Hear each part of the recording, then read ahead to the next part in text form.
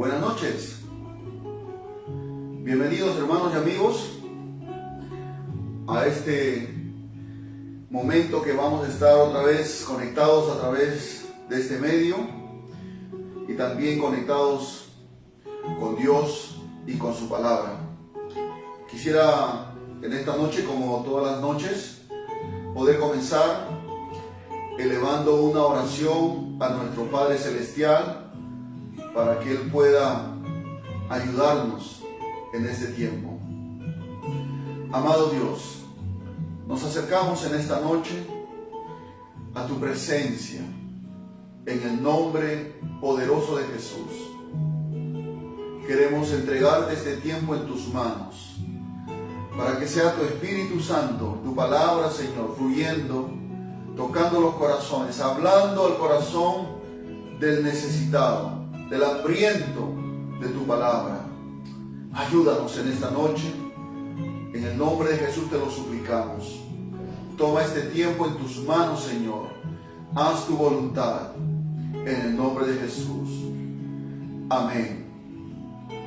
Muy bien. Si tiene una Biblia a la mano, por favor, busquen el libro de Primera de Timoteo, capítulo 1. Y vamos a leer desde el verso número 12 hasta el verso número 17. Y dice así la palabra de Dios: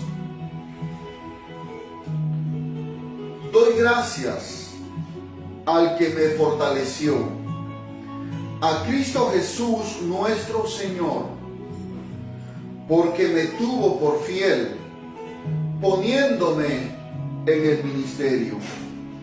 Habiendo yo sido antes blasfemo, perseguidor e injuriador, mas fui recibido a misericordia, porque lo hice por ignorancia en incredulidad. Pero la gracia de nuestro Señor fue más abundante con la fe y el amor que es en Cristo Jesús. Palabra fiel y digna de ser recibida por todos, que Cristo Jesús vino al mundo para salvar a los pecadores, de los cuales yo soy el primero.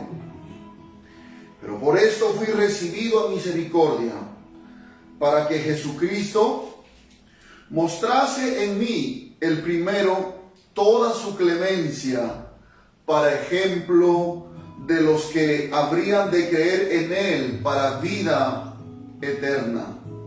Por tanto, al Rey de los siglos, inmortal, invisible, al único y sabio Dios, sea honor y gloria por los siglos de los siglos. Amén. Gloria a Dios. Que Señor Jesús añada bendición a su palabra. Los versos que hemos leído son parte de la carta que el apóstol Pablo le escribe a su discípulo amado llamado Timoteo. Pablo estaba en la cárcel de Roma y era, por decirlo, sus últimas palabras, porque estaba sentenciado a morir decapitado y ya no le quedaba mucho tiempo de vida. Así que Pablo, inspirado por el Espíritu Santo, comienza a escribirle esta carta para darle algunos consejos como ministro que era Timoteo, para que tuviese presente a la hora de poder enseñar y pastorear a la iglesia que estaba a su cargo. Pero también Pablo aprovecha de poder expresar su gratitud, su testimonio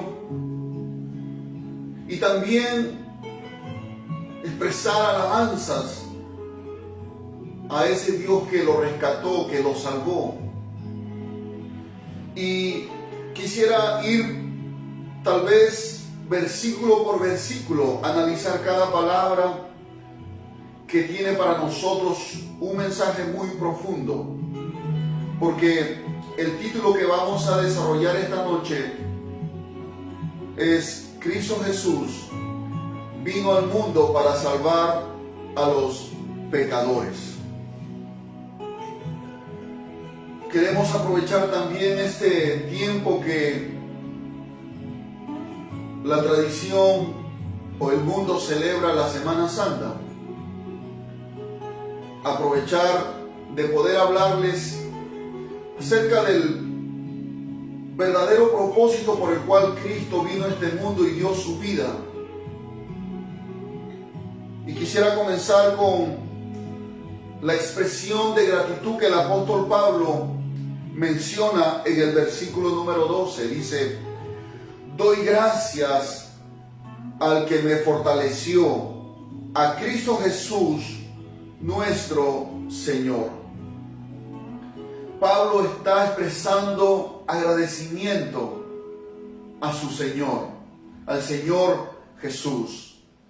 Pablo había llegado a la convicción de que Cristo Jesús es el Señor Todopoderoso, el Dios del Antiguo Testamento, que se había manifestado en forma humana cuando vino a este mundo, para que el mundo pudiera conocerlo y para dar su vida en rescate de nosotros, los pecadores. Así que Pablo agradece a Dios, agradece al Señor Jesús y reconoce también porque el Señor lo puso dentro de la obra del ministerio, del servicio a Dios. Dice él: doy gracias al que me fortaleció.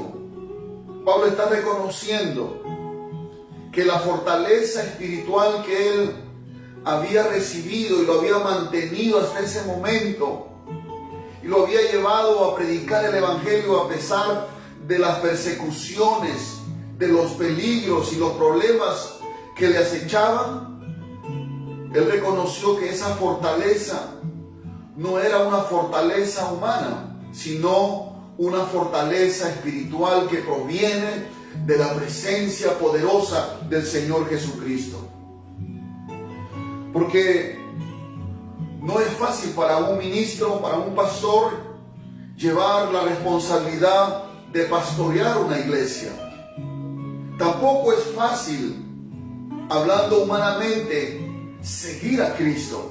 Se necesita la ayuda del Señor, se necesita esa fuerza espiritual que nos mantiene fuertes, que cuando hay momentos de flaqueza y de debilidad, momentos de tribulación, de angustia, de desesperación, la presencia de Cristo a través del Espíritu Santo viene a nuestro corazón para llenarnos de esa vitalidad, de esa fuerza espiritual que necesitamos para seguir caminando en este camino que el Señor ha trazado para nosotros. Pablo dice: estoy agradecido con el Señor Jesús, estoy agradecido con nuestro Señor, con el que me fortaleció, porque él reconoce que esa fortaleza que él tenía provenía de la presencia de Cristo. Y luego dice: porque me tuvo por fiel, poniéndome en el ministerio. A raíz o como consecuencia de esa fortaleza espiritual que Pablo recibía del Señor Jesús, él pudo ser un hombre fiel al llamado de Dios, un hombre con quien Dios podía contar para encargarle una responsabilidad de predicar el evangelio glorioso de Cristo.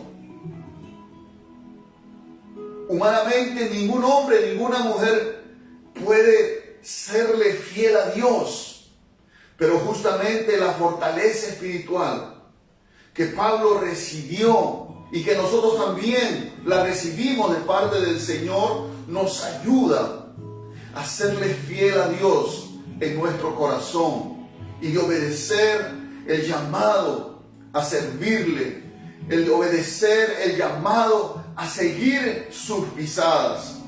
Por eso dice, me tuvo por fiel. Y la palabra fiel significa alguien que es digno de confianza, alguien con quien Dios puede contar en esta tierra para darle una responsabilidad espiritual. En el caso de Pablo fue proclamar el evangelio a las naciones. Y dice también, me tuvo por fiel poniéndome en el ministerio. Pablo está reconociendo que él no se puso en el ministerio, él no se puso como pastor, como apóstol, por voluntad propia, porque él quiso. No, fue porque el Señor lo escogió, como dice en el libro de Gálatas, que él fue escogido desde el vientre de su madre. Así que Pablo está reconociendo la fortaleza que viene de la presencia de Cristo. Está reconociendo que él es fiel a Cristo por esa misma fortaleza que recibe. Y también está reconociendo que quien lo puso a cargo del ministerio del apostolado fue Dios. Es por eso que él expresa su gratitud. ¿Sabe por qué? Porque él tenía un pasado muy oscuro, un pasado que humanamente no le hacía merecedor de este privilegio que él ahora estaba experimentando, de ser un hombre fortalecido espiritualmente, de ser un hombre fiel a Dios y de ser un hombre llamado a servir a Dios en un ministerio de la iglesia. Qué precioso es que usted y yo, que hemos experimentado la salvación que el Señor Jesucristo vino a traer, podamos expresar también nuestra gratitud. Debemos ser agradecidos con el Señor, porque todo lo que somos por la gracia de Dios, somos por la misericordia de Dios. Todo lo que podamos tener en esta tierra, lo tenemos por la gracia y por la misericordia del Señor. La vida misma la debemos a Él. El sustento diario la debemos a Él. El aire que respiramos, el sol que todos los días sale por las mañanas, el alimento que llega a nuestras mesas, pero más aún de la obra que Dios está haciendo en nuestra vida, en nuestros corazones, porque hemos creído en Jesucristo, porque hemos creído que Cristo dio su vida por nosotros, hemos creído que Él fue sepultado y que al tercer día se levantó de entre los muertos. Y luego Pablo pasa a contar o a expresar también su testimonio en una forma resumida en 3 palabras, como dice en el verso 13: habiendo yo sido antes blasfemo, perseguidor e injuriador. 3 palabras Pablo usa para describirse a sí mismo de la condición que él tenía antes de encontrarse con Cristo. Bendito sea el nombre del Señor. Pablo no era un hombre común, un hombre simple, digamos. Este hombre era un hombre muy religioso. Amaba excesivamente su religión, amaba sus tradiciones, amaba sus costumbres religiosas. Era muy celoso de su religión. Y como veía en ese tiempo que el cristianismo estaba creciendo, que muchas personas dejaban la religión para seguir a Cristo, porque una cosa es seguir la religión y otra cosa es seguir a Cristo. Y Pablo, este hombre, que a pesar que era un hombre religioso que decía amar a Dios y que decía servir a Dios, e incluso en el nombre de Dios perseguía a los cristianos, los mandaba a matar. Él dice, yo antes era un blasfemo, era un perseguidor y un injuriador. Este hombre cargado de celos, cargado de envidia, cargado de ira, cargado de venganza, cargado de ganas de matar a los cristianos, un día pidió permiso a las autoridades religiosas, a los sacerdotes de Jerusalén, para que le autorizaran, para que cuando llegue a la ciudad de Damasco, capture a los cristianos y los meta a la cárcel, a fin de que ya la gente tenga miedo y que ya no sigan la gente volviéndose cristiano. Y ese día que va camino a Damasco, en el capítulo 8 y 9 del libro de los Hechos, vemos registrado el momento en que el Señor Jesucristo se le aparece. Dice que él estaba caminando rumbo a Damasco y en medio camino se le apareció una luz más potente que el sol. Imagínense. Y esa luz hizo que este hombre cayera al suelo. Y escuchó una voz que le dijo, Saulo, Saulo, ¿por qué me persigues? Porque al perseguir a los cristianos estaba persiguiendo al mismo Cristo. Y Saulo le dice, Señor, ¿quién eres? Y el Señor le dice, yo soy Jesús. Y el Pablo entonces dice, Señor, ¿qué quieres que yo haga? Y el Señor le dijo, vas a ir a Damasco y ahí se te va a decir lo que tienes que hacer. Así que Saulo perdió la vista en ese momento por el resplandor de la luz y fue llevado de las manos rumbo a la ciudad de Damasco, donde estuvo ayunando 3 días. En ese momento, en ese encuentro que tuvo con el Señor, Saulo fue transformado en una nueva criatura. En ese momento él entendió que lo que él estaba haciendo a nombre de su religión era un error completo, que los cristianos no estaban equivocados, que su religión no pudo haberle cambiado jamás su corazón, pero ese encuentro que tuvo con el Cristo resucitado, ese Cristo que se le apareció en medio de su camino, ese Cristo vivo fue quien cambió ese corazón religioso, ese corazón lleno de odio, de venganza, de celo y de envidia, para hacerlo ahora una nueva criatura, un seguidor de Cristo. Y ojo que él dice que él era un blasfemo, hablaba en contra de Dios, porque hablaba mal de Cristo. Él era un blasfemo.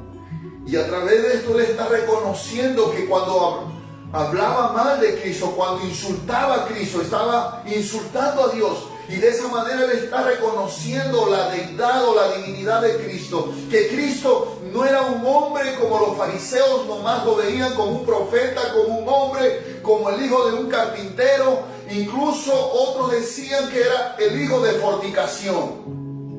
Así veían los fariseos a Cristo. Y Saulo, que luego se llamó Pablo, este hombre también tenía la misma perspectiva respecto a quién era Cristo. Y él pensaba que los cristianos estaban equivocados. Es por eso que comenzó a perseguir a los cristianos y comenzó a meterlos a la cárcel, comenzó a matarlos.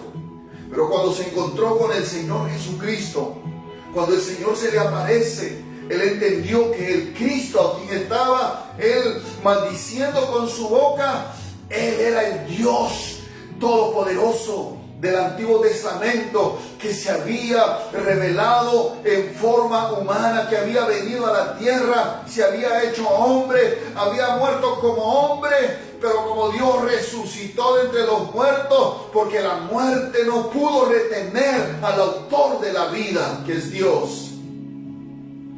Por eso dice, habiendo sido yo antes un blasfemo, un perseguidor, un injuriador, y estaba metido en la religión, y esa era su forma de ser. ¿Y cuántas personas hay así, que aman su religión, aman sus tradiciones, sus costumbres religiosas, y no quieren dejar esas costumbres, esas tradiciones, para conocer al Cristo verdadero, al Cristo resucitado? No a ese Cristo que lo presentan en una pintura al óleo, crucificado, con un rostro decaído, ensangrentado, que necesitan cargarlo y llevarlo en hombros. Ese Cristo no es el Cristo de la Biblia. El Cristo de la Biblia es el Cristo que ha vencido a la muerte. Es cierto que fue crucificado, es cierto que fue sepultado, pero al tercer día resucitó y Él está vivo y Él está presente en este momento en el corazón de todo aquel que ha creído en su nombre y que lo ha recibido en su corazón. Porque seguir la religión no es igual que seguir a Cristo. Dice Pablo, habiendo sido yo así, blasfemo, perseguidor, injuriador, mas fui recibido a misericordia. Pablo reconoce que fue la misericordia de Dios que no le dio lo que él merecía por perseguir a la iglesia, por meter a la cárcel a los cristianos. Dios no le dio lo que merecía, sino lo que él necesitaba. ¿Y qué necesitaba? Necesitaba salvación.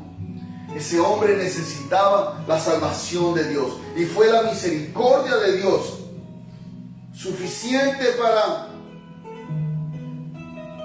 alcanzarlo cuando él estaba camino a Damasco.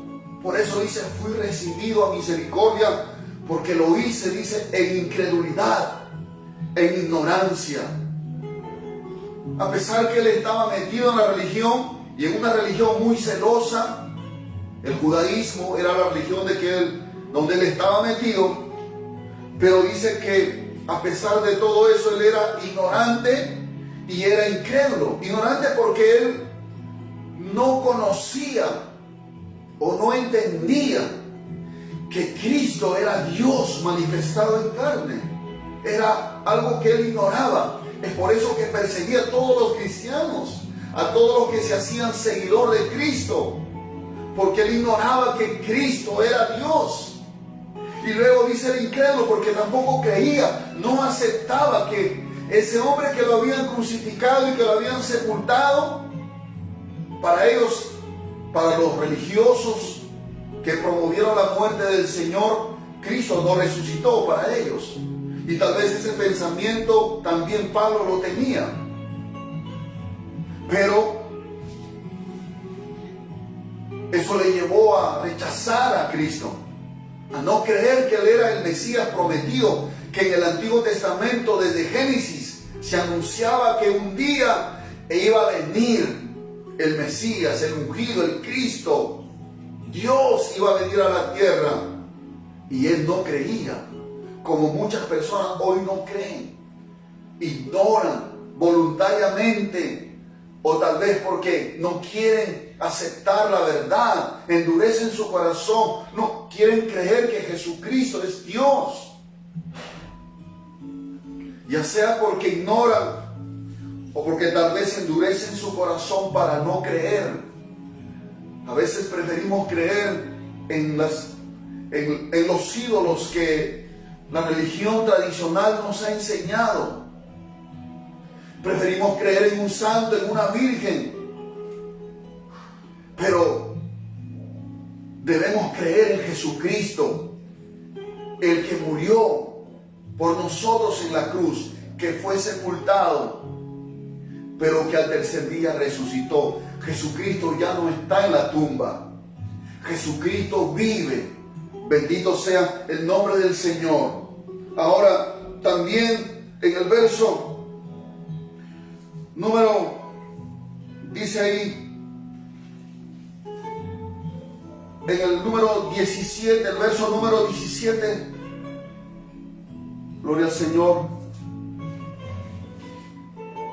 perdón, dice, en el verso 15, verso 14, disculpen, 14, pero la gracia de nuestro Señor fue más abundante con la fe y el amor que es en Cristo Jesús. Pablo está reconociendo también la gracia de Dios que operó en su vida gracias a la misericordia que Dios tuvo para con él. Y cuando hablamos de la gracia de Dios, estamos hablando de ese favor que Dios le hace al ser humano. Un favor que, aunque el ser humano merece la muerte, merece el juicio, merece la ira de Dios por su pecado, por su maldad, pero Dios prefiere extender su gracia, que es hacerle el favor al hombre, que aunque el hombre le da la espalda a Dios, que aunque el hombre se ha rebelado contra Dios, Dios le extiende su favor para ofrecerle salvación, para ofrecerle un destino eterno en su presencia, la salvación de su alma. Por eso Pablo dice en el verso 14, pero la gracia, yo fui un hombre que era injurioso, blasfemo, perseguidor, pero la gracia del Señor fue más abundante con la fe y el amor que es en Cristo Jesús. La gracia de Dios vino a su vida en el momento que él creyó en Jesucristo, en el momento en que el amor de Dios se derramó en el corazón de Pablo para aprender a amar a Dios y amar a su prójimo y ya no perseguirlo. Entonces la gracia de Dios vino sobre él abundantemente. Gloria al nombre del Señor. Porque la salvación, mis amados hermanos y amigos, no es por obra de justicia que nosotros hagamos, que nos vamos a merecer la salvación, sino es por la gracia de Dios.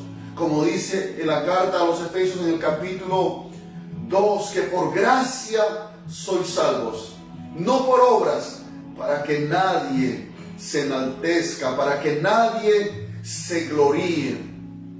Es la gracia de Dios que alcanzó a este hombre, que a pesar que era un hombre que perseguía a los cristianos, pero Dios le hizo el favor de rescatarlo, de sacarlo de la religiosidad, de sacarlo de esas costumbres que no producen ningún cambio, ninguna transformación, de esas tradiciones religiosas que en vez de llevarle al cielo lo iban a llevar al infierno, a la perdición de su alma. Dios se le tuvo que aparecer en medio del camino para rescatarlo. Eso es gracia, porque la gracia viene solamente a través de Jesucristo, porque Cristo está lleno de gracia y de verdad. Solo a través de Cristo, cuando creemos en Él, la gracia de Dios vendrá sobre nuestras vidas. Entonces seremos aceptados por Dios. No por lo que hagamos, sino por lo que Cristo hizo en la cruz. Y porque Cristo resucitó, su obra es completa. Entonces solamente el hecho de aceptarlo, el hecho de creer en Él, esa fe hace que la gracia de Dios venga sobre nosotros. Y nos volvemos en el objeto de amor de Dios. Y Dios comienza a impartir su amor, comienza a impartir su favor, su misericordia. Quita la maldición para darnos bendición. Quita la necedad para darnos sabiduría. Quita el orgullo para enseñarnos a ser humildes. Es la gracia de Dios que hace que un hombre pecador sea hecho una nueva persona, una nueva criatura en Cristo Jesús. Porque déjame decirte que ninguna religión, por muy bonita que sea, por muy grande que sea, jamás podrá transformar el corazón de un hombre pecador. Jamás podrá ser de un pecador un santo. Pero cuando tú crees en el Señor Jesucristo, entonces la gracia de Dios viene sobre ti, y esa gracia comienza a operar en tu vida y a hacer de nosotros una nueva persona. Lo que la religión no puede hacer, la gracia de Dios lo puede hacer. Y por eso que Pablo le da gracias al que le fortaleció, al que lo hizo que Él sea fiel, que Él sea un ministro del Señor. A pesar de tener un pasado oscuro, a pesar de ser un hombre que era perseguidor de los cristianos, ahora Él está agradeciendo a Dios y está reconociendo la misericordia y la gracia de Dios a favor de Él. Y por eso que en el verso número, gloria al Señor, 15, dice: palabra fiel y digna de ser recibida por todos. Pablo está diciendo ahora: miren mi pasado, miren ahora lo que Dios ha hecho en mi vida. Así que yo tengo una palabra que darte, le dice a Timoteo, y es una palabra fiel, es una palabra verdadera, que no falla, y es una palabra que merece ser recibida por todo aquel que oye. Por medio de la fe tú recibes esta palabra puede operar un cambio en tu vida para siempre.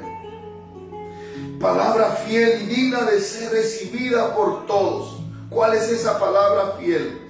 Que Cristo Jesús vino al mundo para salvar a los pecadores. Ese es el Evangelio, mis amados hermanos y amigos. Ese es el Evangelio en resumen. Para eso vino Jesús. Dice que Cristo Jesús vino al mundo porque Él no era de este mundo. Él es Dios por los siglos de los siglos. Pero Él vino a este mundo, se hizo de carne y hueso como nosotros, caminó entre nosotros. Gloria a Dios. Anduvo entre los hombres de aquel tiempo, tuvieron el privilegio de ver a Dios, pero manifestado en forma humana, porque Dios es espíritu, Dios es invisible, pero se hizo visible a través de un cuerpo humano cuando fue engendrado en el vientre de María. Tomó forma humana para que los hombres pudieran conocerlo, para que los hombres pudieran verlo, pudieran palparlo y pudieran creer que Él es el Cristo, que Él es el Salvador del mundo, que Él vino a buscar y a salvar lo que se había perdido. Por eso dice que esta es palabra fiel y digna de ser recibida por todos, que Cristo Jesús vino al mundo. ¿Para qué? ¿Para qué vino al mundo? Él vino a salvar a los pecadores. Él vino a salvar a los pecadores. Muchas personas tienen un conocimiento intelectual sobre este punto.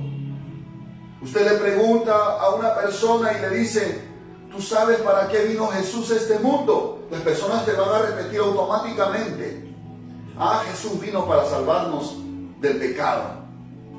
¿Por qué murió Jesús? Por salvarnos de nuestros pecados. Ese es un conocimiento intelectual, es una verdad, pero solamente es un conocimiento mental, ya sea porque lo hemos escuchado, nos lo han enseñado, nos lo han repetido en el colegio, en el curso de religión, o en la misa cuando estamos metidos en la religión tradicional, o nuestros padres nos dijeron así. Y es verdad que Cristo Jesús vino para salvarnos del pecado, pero una cosa es conocer intelectualmente y otra cosa es experimentar la salvación. Porque la palabra salvación significa liberación de un peligro eminente, de un peligro eterno. ¿Y cuál es el peligro? ¿Cuál es el peligro? El peligro es que tú mueras sin Cristo. Que tú mueras sin Cristo, mueres sin salvación, mueres para ser condenado, ir a la perdición, para ir al infierno. Cuando muere alguien sin Cristo, su alma se pierde para siempre. Pero bendito sea Dios que permite en esta noche que tú puedas oír el Evangelio de Cristo, que Él no vino a establecer o a fundar una religión nueva. No, mi hermano, no, mi amigo. Cristo no vino ni tampoco a traer una filosofía nueva o de repente una doctrina nueva. No, Él no vino a establecer ninguna religión. Las religiones son el invento de los hombres. Cristo dijo: yo soy el camino, yo soy la verdad, yo soy la vida. Ninguno viene al Padre sino por mí. Él vino a salvar a los pecadores. Para eso se hizo hombre, porque ningún hombre podía dar su vida en rescate de todos los hombres, porque todos los descendientes de Adán, nosotros hemos nacido con la naturaleza pecaminosa dentro de nosotros. El pecado está dentro de nosotros y es esa tendencia, esa fuerza que nos lleva a hacer el mal desde muy pequeños. Ese es el pecado que nos desvía de la voluntad de Dios, y que ningún hombre puede frenar el pecado. Y es el pecado que está destruyendo a los hombres, que está destruyendo a los hogares, los matrimonios. Es el pecado que destruye y corrompe nuestra sociedad. Sea un hombre muy erudito, muy preparado intelectualmente, sea de la clase social que sea del intelecto que sea, el pecado mora en el hombre, y ninguna fuerza humana, ningún poder humano, ninguna voluntad humana, por muy fuerte que sea, ninguna religión, ningún ritual, ninguna cosa que hay en este mundo puede cambiar la naturaleza del hombre, esa naturaleza caída. Solamente Cristo puede hacerlo. Para eso Jesús se hizo hombre. Para eso Él dio su vida. Él murió para que nosotros vivamos. Él resucitó para que nosotros pudiésemos ser justificados y pudiésemos tener la esperanza de la vida eterna y no la condenación eterna. Por eso Pablo dice: esta es palabra fiel y digna de ser recibida. Tú debes recibir esta palabra. No es una religión, es la salvación de tu alma que tú vas a recibir. Él vino a salvar a los pecadores. Me acuerdo cuando por primera vez me predicaron el Evangelio, o mejor dicho, cuando me comenzaron a predicar, cuando yo estaba ya, digamos, en el plan de Dios, convertirme a Cristo. Estaba empezando a ir a la iglesia, no entendía muchas cosas. Yo he sido muy católico por años. He estado metido en la iglesia católica, he estado participando en las misas, he estado enseñando en el precatecismo. Yo he anhelado ser sacerdote, pero de ahí me sacó el Señor. Pero cuando me empezaron a predicar, yo no entendía y me decían: el Señor quiere salvarte. Y yo decía: ¿pero de qué me quiere salvar si yo estoy bien? Era un muchacho de 25 años. Yo decía: tengo un trabajo seguro, yo he sido marino por 22 años, tengo un sueldo, soy soltero, soy solvente, no tengo deudas, estoy bien. ¿De qué me va a salvar? Yo estoy bien. ¿De qué me van a salvar? Decía yo. No entendía. No entendía que mi alma estaba en un peligro eminente, que era esclavo del pecado, que era esclavo de este sistema mundano anti Dios, que era esclavo de los placeres carnales, que era esclavo de Satanás. Pero cuando fui escuchando el Evangelio, cuando fui oyendo la palabra de Dios, mi mente y mi corazón comenzaron a entender que este libro no es un libro cualquiera y que Cristo No es el Cristo que por años yo había creído ahí crucificado, pintado al óleo o hecho de yeso, de madera. Ese no es el Cristo de la Biblia o el crucifijo que llevaba en el pecho, no. El Cristo de la Biblia es un Cristo que está presente en todo lugar, que no lo podemos encerrar en un lugar y tenerlo ahí. No, Él está en todo lugar, se mueve, Él camina entre nosotros, Él vive entre nosotros y vive en el corazón de todo aquel que ha creído en Él, que ha creído que Él murió y resucitó por nuestros pecados. Tal vez tú te estás preguntando, pero ¿de qué me va a salvar? ¿De qué? Pues quiero decirte que Él vino a salvar a los pecadores del dominio del pecado, porque es el pecado que domina al ser humano y le lleva a hacer lo malo.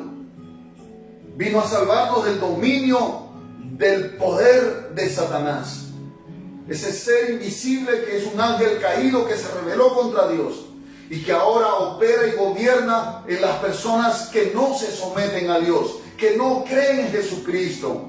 Satanás es el padre de mentiras que tiene engañado al mundo entero, dice en el libro de Apocalipsis. Pero cuando creemos en el Señor, entonces el Señor nos liberta del reino de las tinieblas y nos traslada al reino de Jesucristo. Él vino a salvarnos del dominio del sistema mundano, de este sistema o de esta forma de vida que es en contra de Dios, donde mucha gente vive placenteramente, pero rechazan a Dios. Claro, dicen creer en Dios, pero sus vidas dicen lo contrario. Pero es un sistema que se rebela contra Dios. Bendito sea el nombre del Señor. Él vino a salvarnos del dominio de la muerte.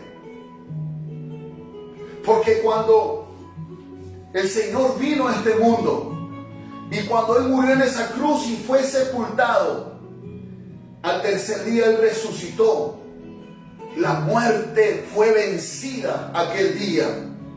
Ese día primero de la semana, cuando Cristo se levanta de su tumba, gloria al Señor.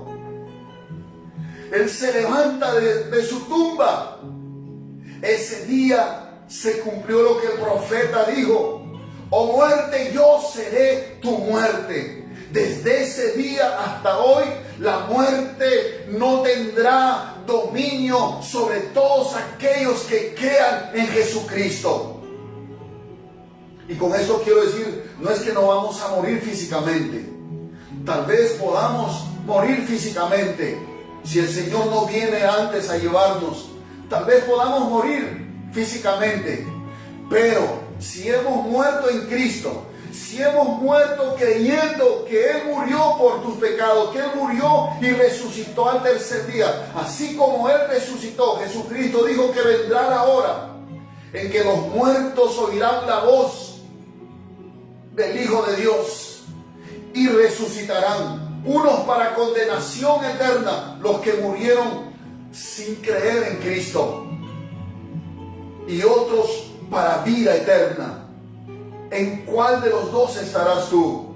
Si tú crees en el Señor Jesucristo, entonces ese día en que el Señor venga para llevarnos con Él, la Biblia dice que los que murieron en Cristo serán resucitados para vida eterna. Esa es nuestra esperanza.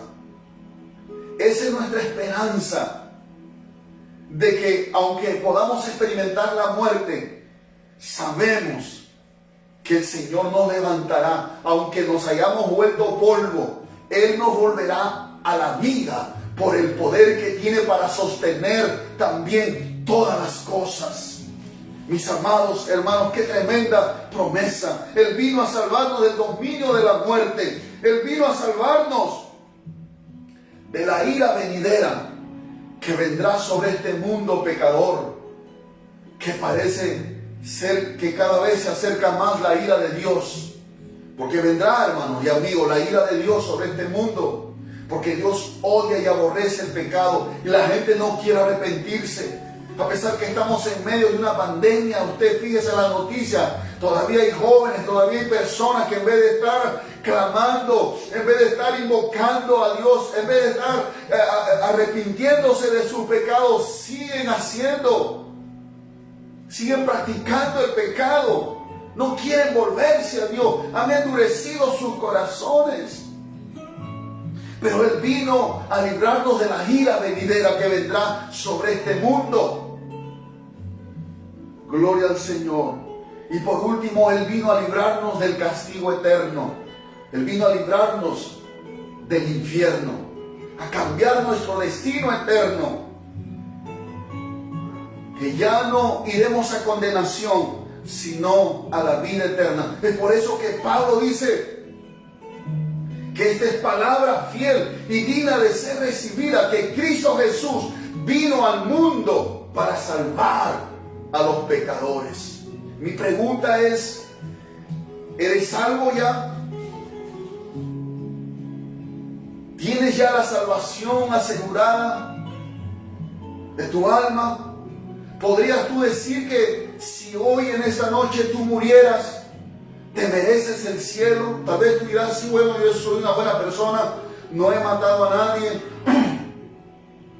Pero la Biblia dice que todos hemos pecado, que no hay justo ni aun uno, no hay quien entienda, no hay quien busque a Dios. Todos se han corrompido, todos se han desviado. No hay temor de Dios en el corazón nuestro. Por cuanto todos han pecado, dice la Escritura, todos estamos destituidos de la gloria de Dios. Pero somos justificados, somos salvados gratuitamente. ¿Sabes cuándo? Cuando tú crees en el Señor Jesucristo. Cuando tú dices, yo creo de corazón, yo creo que Jesús murió por mis pecados. Yo creo que Él dio su vida por mis pecados. Yo creo que Él fue sepultado. Y creo también con el corazón que Él resucitó al tercer día. Creo en su nombre. Yo creo que Jesús es el Señor. Por eso Pablo en su carta a los romanos también le dice que si confesares con tu boca que Jesús es el Señor y creyeres en tu corazón que Dios le levantó de los muertos, serás salvo. Porque con el corazón se cree para justicia, pero con la boca se confiesa para salvación. ¿Crees de corazón? ¿Crees que Jesús es el Señor? ¿Crees que Jesús resucitó al tercer día? ¿Ya lo confesaste? Pues si no lo has hecho, tienes que hacerlo, porque es por la fe en Él que podemos alcanzar la salvación, porque para eso vino Jesús. La gente en esta semana está celebrando la Semana Santa, y luego después de esta semana la gente se olvidará de Dios, se olvidará de Cristo. Algunos tal vez están en un estado de reflexión, de meditación, como dice, pero luego se les pasará y se olvidarán, porque así nos enseñó la tradición, la religión. Pero ¿qué es lo que Dios está buscando de nosotros? Es que nosotros podamos aceptar esta palabra fiel y digna, que Cristo Jesús vino al mundo para salvarte, vino para salvarnos de nuestros pecados. Bendito sea el nombre del Señor. Ahora dice también Pablo,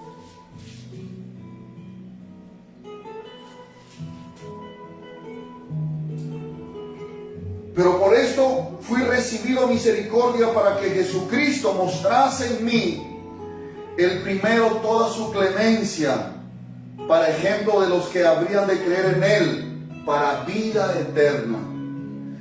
Pablo está diciendo, miren, si yo era un perseguidor, un blasfemo, un injuriador, pero sin embargo Dios tuvo misericordia de mí, me perdonó, me salvó, me transformó, me fortaleció, me hizo que sea fiel y me dio la oportunidad y el privilegio de servirle como apóstol para predicar su palabra a las naciones. Mírenme a mí, está diciendo Pablo. Si eso pudo hacer el Señor conmigo, que yo no era merecedor de tanta bondad, de tanta gracia, de tanta misericordia.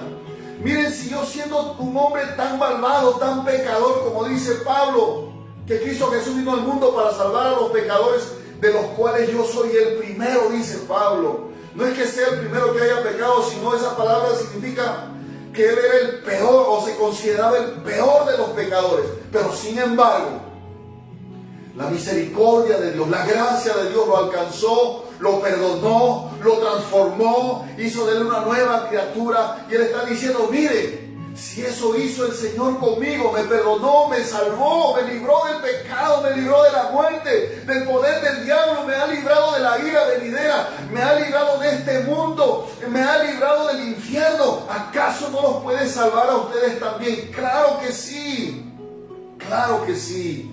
Eso es lo que Pablo está diciendo. Por eso les digo esta noche, no sé qué vida hayas estado llevando hasta ahora. Tal vez todavía no eres un cristiano comprometido. O tal vez eres un cristiano que ha caído y te sientes condenado y te sientes acusado y te sientes que no te puedes levantar y piensas que Dios nunca te va a perdonar. Quiero decirte, de parte de Dios, que 7 veces cae el justo y 7 veces el Señor lo levanta. Que no dejará para siempre caído al justo. Que el Señor levanta al caído, que el Señor perdona nuestros pecados, porque Él dice en 1 Juan 1:9 que si confesamos nuestros pecados, Él es fiel y justo para perdonarnos y limpiarnos de toda maldad. Pablo experimentó la salvación. Pablo sabía de lo que él estaba hablando, porque él era esclavo de la religión. Él era esclavo del pecado, aunque estaba metido en la religión, pero era esclavo de la ira, era esclavo del odio, del resentimiento, de la venganza. Pero un día se encontró con Jesucristo, no con ese Cristo pintado o de yeso, de madera, sino con el Cristo resucitado. Ese día ese hombre fue transformado en un instante. Él no necesitó la religión, él necesitó a Jesucristo. Por eso dice, si él tuvo clemencia de mí, él tuvo clemencia de mí, dice, para ejemplo de los que habían de creer en él para vida eterna. Porque cuando creemos en él, creemos para vida eterna.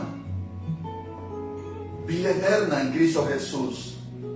Porque Él venció la muerte. Él venció la muerte con poder. Y todo aquel que cree en Él no morirá jamás, dijo el Señor. Qué poderosa promesa. Claro, para muchos tal vez esto es algo, una fantasía, una ilusión de niños, una utopía, una imaginación, pero no, es palabra fiel y digna de ser recibida. Tienes que recibir esta palabra en tu corazón y decir, yo creo en esa palabra, yo creo que Jesús murió por mí, yo creo que Él resucitó, porque Él vino a salvar a los pecadores. Gloria al Señor. Es tanta la expresión de Pablo. Me imagino que en ese momento, al escribir esta carta, el fuego del Espíritu Santo estaba ardiendo en su corazón. La pasión por el Señor estaba ardiendo en su corazón. El amor por Cristo estaba ardiendo en su corazón, rebosando. Y es por eso que cuando va a terminar esta parte de esta carta, él no puede evitar expresar una alabanza al Señor. Por eso dice en el verso 17, por tanto, aleluya, hace una conexión con todo lo que está viniendo, diciendo atrás en los versos anteriores, de que el Señor fue quien lo fortaleció, quien lo hizo fiel, quien lo llamó a servir en el ministerio, es quien lo perdonó, aunque él era blasfemo, injuriador, etcétera, un perseguidor, mas sin embargo fue alcanzado por la gracia, por la misericordia, y él comienza a expresar, y por eso dice en el verso 17, por tanto, aleluya, porque es tanto lo que Dios hizo por él, y es tanto lo que Dios ha hecho por ti, mi hermano, mi hermana, y es tanto lo que Dios puede hacer con tu vida, amigo y amiga que estás escuchando esta palabra. Pablo dice, por tanto, aleluya. Me gusta esta expresión porque es una alabanza que brota del corazón de Pablo, de un alma que ha experimentado la salvación, que ya no hay cadenas que puedan aprisionarlo, ni la cárcel de Roma pudo opacarle la fe, pudo robarle, limitarle el gozo y el deseo de glorificar a su Cristo. No había cárcel, ni cadena, ni condena de muerte que pudiera opacar el corazón de este hombre que ardía por el Señor. Por eso dice, por tanto, al Rey de los siglos. Él veía al Señor Jesucristo como el Rey de los siglos, porque Él es el Rey de reyes. Él es el que reina. Esté pasando lo que esté pasando en el mundo, Él sigue sentado en su trono. Él no ha perdido el dominio ni el control del mundo. Él sigue sentado en su trono. Y podemos descansar en eso, que nuestro Dios reina. Pablo está diciendo, por tanto, al Rey de los siglos. ¿Quién es ese Rey de los siglos? Jesucristo.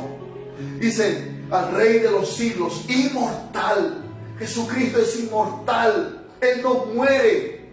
Como Dios, por supuesto, como hombre vino, murió, pero la muerte no lo pudo retener. Por eso dice que Él es inmortal. La muerte ya no tiene poder sobre Él. Invisible, porque el Señor es invisible. No necesitas un cuadro, una imagen, una estatua para recién creer. Jesús dijo, bienaventurados los que no vieron y creyeron. De eso se trata la fe.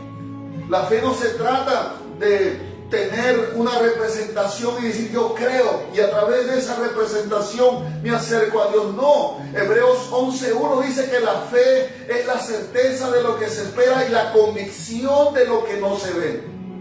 Es una convicción que aunque Dios es invisible y no lo pueda ver, pero yo creo que Él es real, que Él existe, que Él vive. Y cuando yo creo, entonces lo siento, entonces lo veo, lo palpo. Yo puedo experimentar a Dios en mi corazón, claro que sí, porque Él está vivo. Y aunque Él es invisible, no quiere decir que Él no exista, que Él no esté presente. Dice al único, porque Él es el único. No hay nadie como Él. No hay nada que se pueda comparar a Él. Al único y sabio Dios. Él es sabio. Él sabe lo que hace. Él sabe lo que permite en nuestra vida. Él es sabio. Su sabiduría es inescrutable. El apóstol Pablo dice. Y tiene muchas formas. La multiforme sabiduría de Dios. Al único y sabio Dios. Dice, sea el honor y gloria por los siglos de los siglos. Amén. Aleluya. Qué poderoso es estas palabras que Pablo expresa a través de esta carta o de esta porción de esta carta.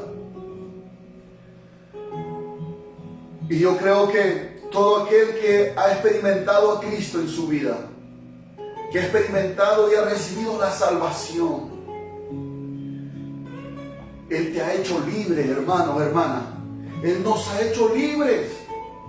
Libres para alabarle, para cantarle, para servirle. Ya el pecado no tiene poder sobre nosotros y el diablo está debajo de nuestros pies. Satanás y sus demonios han sido derrotados. Ya la muerte no tiene victoria sobre nosotros. Ya el mundo murió para nosotros y nosotros hemos muerto para el mundo. No hay cadena, no hay atadura, no hay demonio que te pueda robar la paz y el gozo y la salvación que el Señor te ha dado. Levántate en el nombre de Jesús. Rechaza todo pensamiento de temor, de angustia, de ansiedad. No hay temor para los hijos de Dios. Hay gozo, hay paz, hay libertad en Cristo Jesús. Bendito sea el nombre del Señor. Y tú, amigo, si todavía no has confesado con tu boca que Jesús es el Señor, todavía no has creído con el corazón, este es el momento que tú le digas: yo creo en ti, Jesús. Creo que tú moriste por mí. Creo que viniste a salvarme de mis pecados. Yo creo en ti, Jesús. Creo que tú eres el Señor y que resucitaste al tercer día. Toma mi corazón, toma mi vida. Ayúdame a seguirte, ayúdame a conocerte. Porque esta es la palabra fiel y digna de ser recibida por todos. Que Cristo Jesús vino al mundo para salvar a los pecadores. Que el Señor extienda su gracia y su misericordia en esta noche sobre cada vida, sobre cada persona que está escuchando este mensaje. Por todos aquellos que están luchando contra esta enfermedad. En el nombre de Jesús oramos en esta noche. Padre, en el nombre de Jesús, gracias por tu palabra. Gracias, Señor. Te ruego en esta noche que toda persona que esté escuchando esta palabra, Señor, sea libertada del poder del pecado en el momento en que crean y confiesen con su boca que Jesús es el Señor. Que sean libertados de toda enfermedad, de todo temor a la muerte. Que no haya enfermedad que tú no puedas sanar. En el nombre de Jesús, pon tu mano sobre los cuerpos enfermos, Señor, y sánalo, Padre. Te lo rogamos, te lo suplicamos en el nombre de Jesucristo, Señor. Porque por tus llagas hemos sido curados. Gracias por venir a morir por nosotros. Gracias por derrotar a nuestros enemigos, por derrotar la muerte, Señor. Gracias, Padre. Bendito sea tu nombre. Al Rey de los siglos, inmortal, invisible, al único y sabio Dios sea honor y gloria por los siglos de los siglos. Amén. Mis amados hermanos, que la paz, la gracia y la misericordia de Dios sean con cada uno de ustedes. Sigamos adelante. Shalom.